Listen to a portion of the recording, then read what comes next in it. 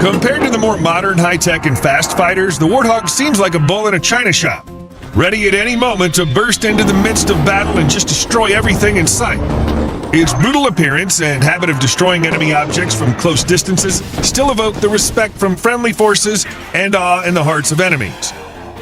But what worked well in the last century may be out of fashion in this current one. So will there be a worthy place for this attack aircraft among the ranks of the modern U.S. Air Force for the coming decades? Let's find out. It's funny to think that the A-10 Thunderbolt II, one of America's most recognizable and beloved combat aircraft, was largely imposed on the Air Force by military high command.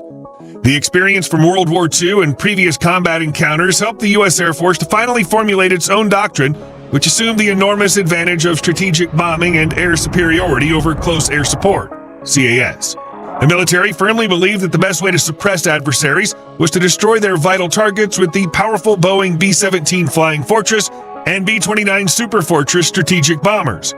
Even in the ground attack domain, the Air Force considered battlefield air interdiction, BAI, to be far more decisive and therefore more important than CAS. However, the service argued that multi-role fighters and other aircraft that were not used to perform their primary missions could be quickly reclassified as CAS. That is, if the Army required air support on the battlefield, existing fighters at the time like the McDonnell Douglas F-4, Phantom II, and others, according to the Air Force, would have been able to handle the role of attack aircraft. Thus, they sharply rejected even the very idea of creating a separate class of aircraft for the previously announced purposes.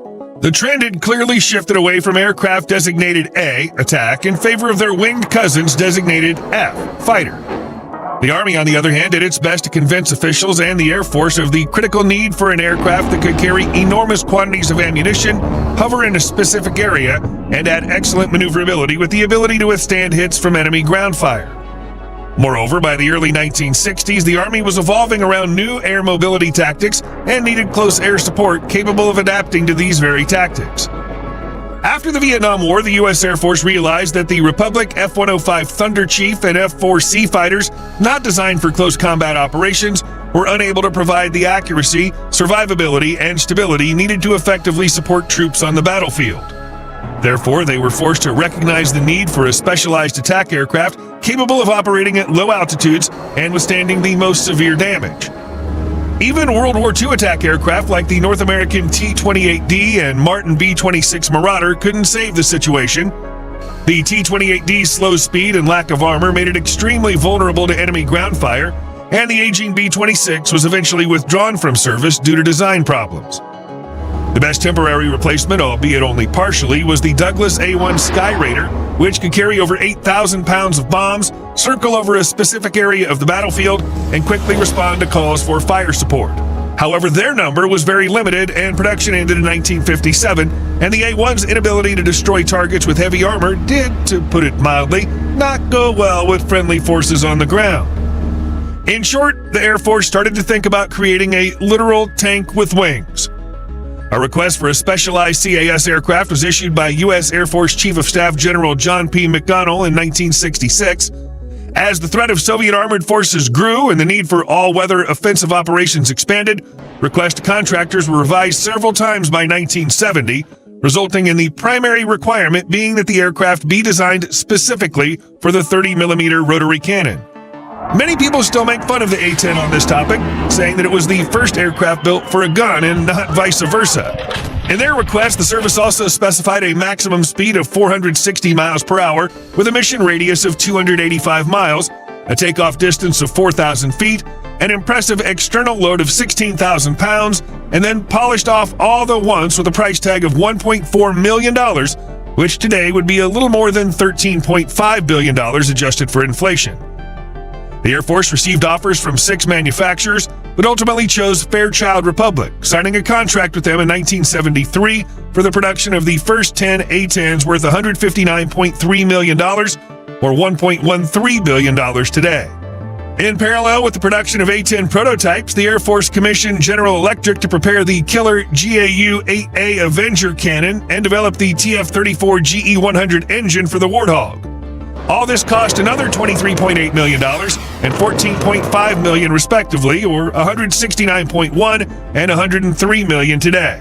Although the first production Warthog flew in October of 1975, and initial deliveries were shipped in March 1976, the aircraft became so in demand that in just 8 years, Fairchild had delivered 715 attack aircraft, including 2 prototypes and 6 test models. The flying tank carries 1,200 pounds of titanium bathtub armor up to 1.5 inches thick, which reliably protects the pilot, cockpit, and all vital systems of the vehicle, and is also one of the first mass applications of titanium in the aerospace industry. The same armor ensures that the Warthog can easily withstand direct hits from armor-piercing and high-explosive shells with a diameter of up to 23 millimeters and indirect fragments from 57 millimeter anti-aircraft shells. In a sense, the engineers were trying to create a self-healing aircraft. After all, in addition to heaps of armor, the A-10 has self-sealing fuel cells protected by internal and external foam and dual redundant hydraulic flight control systems backed by manual control mechanisms, allowing pilots to fly to base even if they lose all hydraulic control. During the 2003 invasion of Iraq, pilot Kim Campbell's Warthog was heavily damaged by enemy anti-aircraft guns in Baghdad. The plane's engine was damaged as well as its hydraulics, forcing Campbell to operate the aircraft manually. However, the attack aircraft flew for almost another hour and landed safely at the base. To this day, this story of combat glory is living proof of the exceptional survivability of the A-10. Another significant point in the A-10's survivability score is the ability to be serviced and operated from field bases close to the combat zone, where damage to aircraft engines by foreign objects is more commonplace than rare. For that same reason, its engines have such an exotic arrangement. Other obvious advantages of such placement include the ability to maintain and rearm the aircraft without stopping the engine, as well as the direction of the exhaust above the tail, so as to not worry about being detected by enemy infrared surface-to-air missiles. The bulky and, according to some, even downright ugly design of the legendary attack aircraft was not chosen by chance. Many of its components are interchangeable and can be installed on either the right or left halves of the aircraft. So if today the U.S. Air Force gave awards for maximum savings on aircraft maintenance, the A-10 could easily take home an armful. While talking about the design, we somehow almost forgot the main highlight. Or rather, the Warthog's entire main event in the form of the 30mm 7-barrel GAU-AA Avenger Gatling gun, whose dimensions exceed a Volkswagen Beetle with 1.5-pound cartridges comparable in size to a half-liter bottle of beer. This gun fires up to 3,900 rounds per minute, shooting approximately 1 to 2 seconds per salvo to avoid overheating and save ammunition, and its ammunition load of 1,174 rounds is enough for 20 seconds of continuous fire at the maximum rate of fire. And believe me, if a 1 to 3 second burst of about 200 depleted uranium rounds doesn't solve your problem, then there's probably not much that will.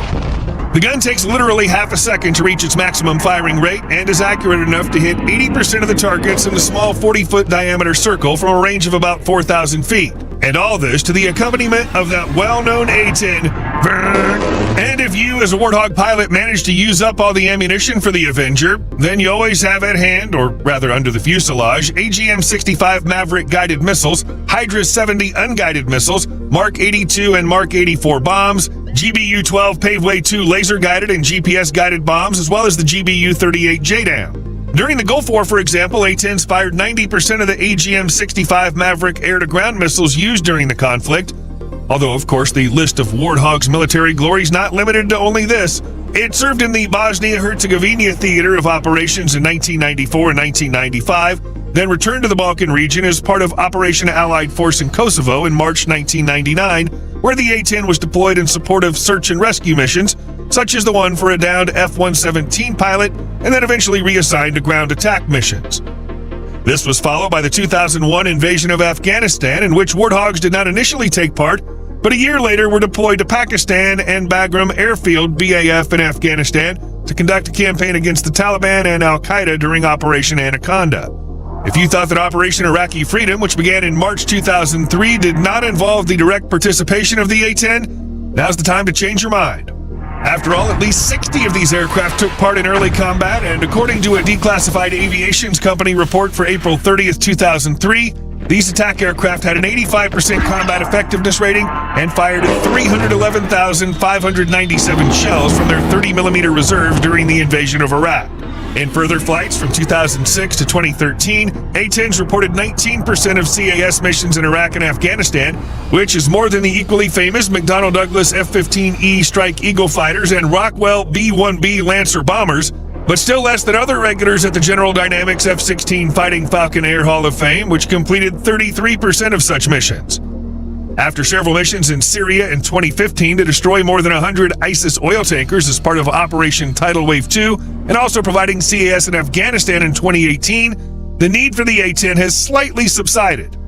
That is, up until November of 2024, when these aircraft were again used against targets in Syria to protect American troops in the east of the country as part of the ongoing Syrian civil war. During these attacks, the U.S. Air Force claimed the destruction of enemy vehicles, mortars, and a T-64 tank. Coinciding with the fall of the Assad regime on December 8, 2024, the A-10s, along with Boeing B-52 Stratofortress bombers and F-15E Strike Eagle fighters, carried out dozens of airstrikes against more than 75 ISIS targets in an effort to prevent them from benefiting from the political turmoil in Syria. So it turns out that Warthog still has a supply of gunpowder for the future? In 2012, despite all the combat achievements, the U.S. Air Force had seriously considered the option of replacing its fleet of CAS attack aircraft with the F-35B Stovall, but came to the conclusion that the new Lightning II would not be able to provide a sufficient number of sorties. Additionally, at that time, the modernization of the entire fleet of 356 A-10 and OA-10 as part of the Precision Engagement Program, which lasted from 2005 to 2011, had just been completed. It included the ability to conduct combat operations in all weather conditions, an improved fire control system, electronic countermeasures, intelligent bomb guidance, a modern communication suite including Link 16 radio and SATCOM, as well as improvements to the cockpit, 2 multifunction displays, and a hands configuration on throttle and stick, HOTUS, which combined the F-16's flight stick with the F-15's throttle. The military also included software updates. For example, one of the latest Suite 8s included IFF Mode 5, which modernized the ability to identify A-10s to friendly units. Furthermore, pave penny containers and pylons were removed from the sides because their receive-only capability was replaced by AN/AAQ-28V4 Lightning AT targeting pods or Sniper XR targeting pod with laser designators and rangefinders. As you can see, the Warthog's in no particular hurry to leave us, despite the inexorably approaching deadline of 2028 and 2029. At least it was during these years that the U.S. Air Force planned to retire the last A-10s from its fleet, although we've already seen similar statements before, so who knows, maybe before 2029 the A-10 will demonstrate its unique abilities even more. Once again confirming that rumors about its retirement are greatly exaggerated. Do you think the U.S. Air Force will completely replace the A-10 with the F-35 fighters? Share your thoughts in the comments below. And if you enjoyed the video, please leave a like, subscribe to the channel, and hit that notification bell for more content like today's. Thanks for watching, and we'll see you in the next one.